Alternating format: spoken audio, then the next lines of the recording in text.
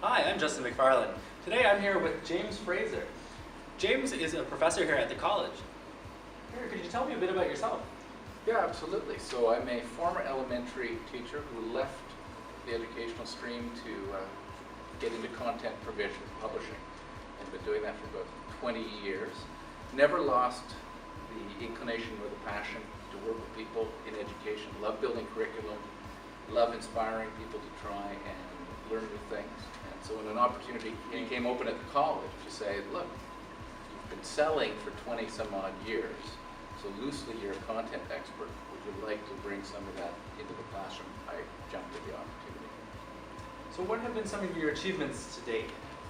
Well, first of all, I hope there's more to come, but if I were to take my achievements, I'd probably break them down into two functional areas. One is social, and on that front, I think I've been a good husband, good son, trying to be the best parent I can to two teenage girls. My hair used to be red, it's now not. Professionally, I think my greatest achievement isn't a particular critical incident, but over the course of 20 years, as I mentioned, building out my business, I now have it at a point where I feel very satisfied that the things that I try to achieve daily, I'm achieving based on trust, relationships that I've put in place, an understanding in the marketplace. So it's not an individual achievement as much as when I look back, I built an independent business that I started, I nurtured, I grew, and it's now at a point where it gives me comfort and makes me feel satisfied daily. So what's the most difficult situation you've had to face? When you're in sales, rejection is a fundamental part of the job, and it comes no matter how good you are. Failure, rejection will be something you will perpetually be confronted with. Initially, when I was younger, I really used to internalize it and think that the rejection is a reflection of me. I really now recognize it's not a rejection of me. It may be a rejection of my ideas and the way I formulated my ideas. It might be a rejection of the fact that I'm meeting with people and I haven't fully appreciated what they need from me, what their needs are.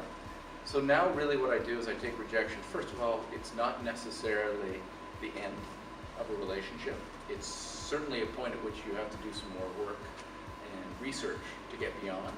But I now take it on as a challenge to say, look, if the rejection is the fact that I have not done my job adequately, to recognize what my customers' needs are, then it's incumbent on me to go see if I can figure that out and then come back, knock on the door again, overcome the rejection, and see if we can create a scenario where I actually have something of value to them. Because if you provide people with things that they need and are supportive to them, the rejection can be eroded. So really, it's not about a critical incident. It's about building the tenacity, a thicker skin to recognize rejection.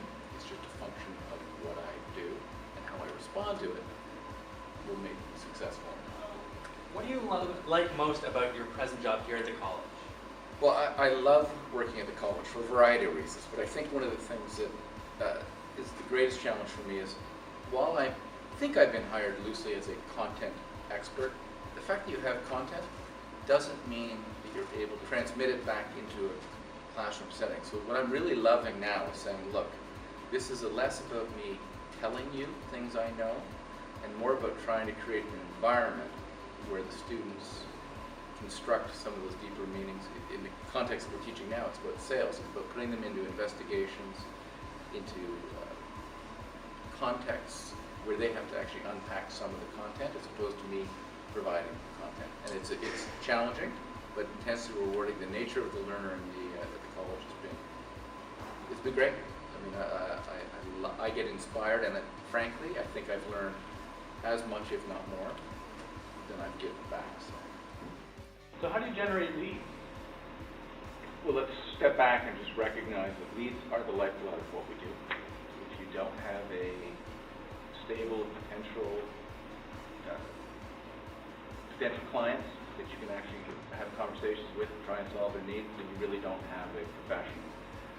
Over time, I think what I've been able to become more effective after, as I said, after doing it for 20 years, you do develop some expertise.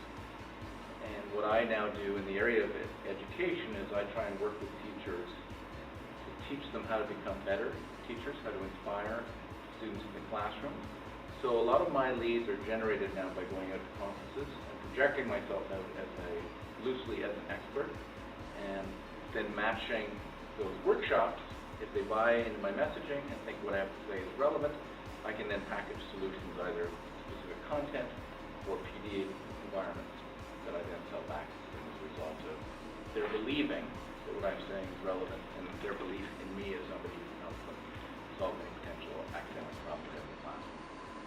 So I'd like to know, how do you overcome buyer objections? Well, if I were to be truthful and candid, not every time do you overcome a buyer objective. But when I do, it's usually because I've been able to accurately compartmentalize the source of the objection. So if the objection is a real objection, either they don't need the product, or they've just bought a product, or they don't have the budget, and you uncover that, then that's fine. Sometimes you just walk away from the sale because that objection is a legitimate. It still takes precise questioning, though, to determine that. There's other times where you are able to identify the objection as they just don't have enough information, or they have misinformation. Again, the tools that you use to carve away the true objection, or the reality of the objection, is through questioning. And then if it's misinformation and you've adequately and accurately identified that, then it's about giving them the information that they need to make the decision that overcomes the objection. There are other objections. The third category are just smoke screens, where people are projecting that they don't need your product, but really it's a smoke screen. You may not overcome that, but if you recognize it's a smoke screen, sometimes it's just stepping back and creating an environment that's more comfortable and allowing the conversation to unpack itself. So it's really about, oftentimes those are a reflection if you haven't earned enough trust in the dynamic that's playing out to dig more deeply. So categorize the objection. Sometimes it's real, know when to walk away. It's an objection that's due to misinformation, you haven't created enough value, then address it through questioning. And if it's a smokescreen, build a relationship. So what closing principles do you follow? It's great. That's a great question, and this may sound a little bit canned, but it's a fundamental philosophy that I have. I really don't see closing as an event. You'll read a lot of literature that gives you techniques and tactics to close, but I fundamentally believe that if you have a legitimate solution to someone who has a legitimate problem and there's a harmonious match, if you go through a selling process that is respectful, it's driven by adequate questioning, both you and the buyer have a similar desire, and that's to solve a real problem. Again, it's an artful practice of making sure you understand the problem, recognizing that you have a particularly unique solution to that problem.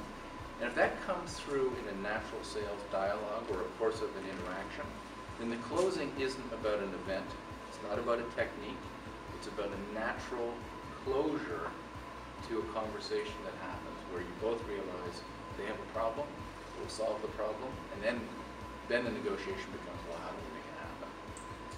Well, that's all the time we have for today. Thank you very much, Jamie, for taking the time to talk to me. My pleasure.